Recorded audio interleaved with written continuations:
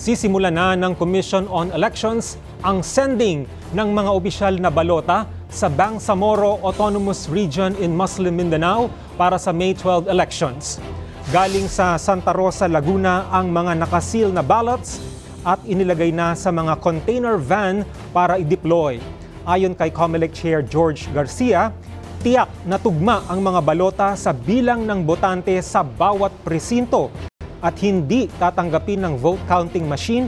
ang balotang hindi naka-assign sa presinto. Inaasahang maihahatid na ang mga balota at indelible ink sa mga tanggapan ng treasurer sa bawat lungsod at bayan sa BARM sa May 1.